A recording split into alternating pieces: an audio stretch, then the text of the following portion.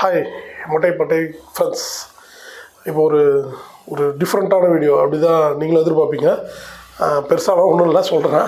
அதுக்கு முன்னாடி லைக் பண்ணுங்கள், ஷேர் பண்ணுங்கள், சப்ஸ்கிரைப் பண்ணுங்கள், உங்கள் ஃப்ரெண்ட்ஸ்க்கு ரெக்கமெண்ட் பண்ணுங்கள்.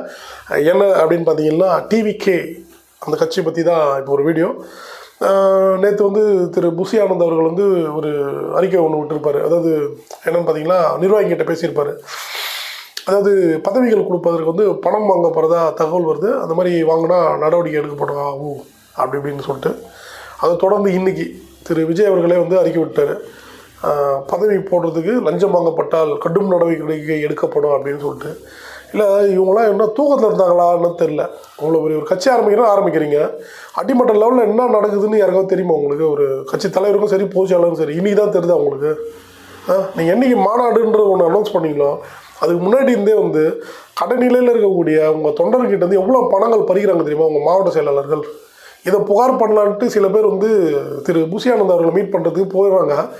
போய் உட்கார்ந்தா அவங்கக்கிட்ட என்னென்னு காதில் வாங்கிட்டு அவங்கள அனுப்புறது விட்டு அப்படி அங்கேருந்து பாரு, இங்கேருந்தா திருவள்ளூரா, காஞ்சிபுரமா, இந்த இதை நம்ம தொகுதியா உட்காரு அப்படின்ட்டு, என்னப்பா அவங்க மாவட்ட செயலருக்கு ஃபோன் பண்ணி, என்னப்பா உங்கள் தொகுதிக்கு வந்துக்கிறான் அப்படின்னு இவர் வெளியே போகிறதுக்கு முன்னாடி அவங்க மாவட்ட செயலர் அவங்களுக்கு ஃபோன் பண்ணி, நீ வந்து கிளம்பு பாரு, எனக்கு தான் கம்ப்ளைண்ட் வரும், எங்கே போனேன்னா வெளியே வரையா இல்லையா அப்படின்னு சொல்லிட்டு மிரட்டி இது நடக்குது. இது வந்து புசியான நினச்சி தான் எப்பயோ இதை தத்துருக்கலாம். அவர்கிட்ட தான் கம்ப்ளைண்ட் பண்ண முடியும். பொதுச்செயலாளர் நீங்கள் தான் ரொம்ப நாளாக நீங்கள் தானே தலைமையாக இருக்கீங்கன்னு சொல்லிட்டு வராங்க.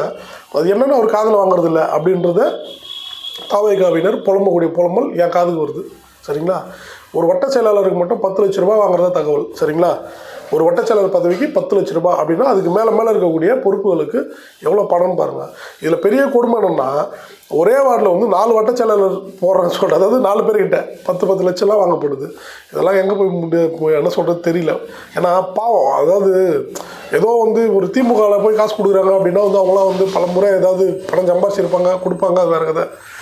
ஆனால் இவங்களாம் பாவம், அவங்க வந்து எல்லாமே மாத சம்பளம் வேலை செய்கிறவங்க, கஷ்டப்படுறவங்க எல்லாம் சின்ன சின்ன தம்பிகள். ரொம்ப வந்து அவங்க சொந்த காசு எடுத்து கொடுக்குறாங்க. அவங்களாம் வந்து பார்த்திங்கன்னா ஏதோ ஒரு செகண்ட் பிஸ்னஸோ இல்லை ஏதோ டெண்டர் எடுத்தோ அந்த மாதிரிலாம் வந்து சம்பாதிக்கல. அதனால் வந்து கொஞ்சம் மனசாட்சியோட வந்து திரு புசி ஆனந்த் மற்றும் திரு விஜய் கிட்டத்தட்ட வந்து மாநாடு நடந்து 3 மாதத்துக்கு அப்புறம் தான் உங்களுக்கு முழிப்பு வந்துடுது. மாநாடு முடிஞ்ச மறுநாள் ஒரு வாரத்துக்குள்ளேயே சொல்லியிருக்கணும், இந்த அறிக்கை வந்து இப்படி வந்துருக்கணும். அப்போ தான் உங்கள் மாவட்ட செயலாளர் பயம் வந்திருக்கும். ஆனால் பகிரங்கமாக வந்து காசு வாங்குறாங்க. கிட்டத்தட்ட வந்து உங்கள் மாவட்ட செயலாளர்கள்லாம் ரைடு ஒன்று இடி ரைடு விட்டாங்கன்னா கோடிக்கணக்கில் பணஞ்சிக்கும். அது தெரிஞ்சுங்க. பரவாயில்ல, இதுக்கப்புறமாவது கொஞ்சம் தெளிவான முறையில் உங்கள் நிர்வாகிகளை கட்சி நடத்துங்க. சரிங்களா? நன்றி, வணக்கம்.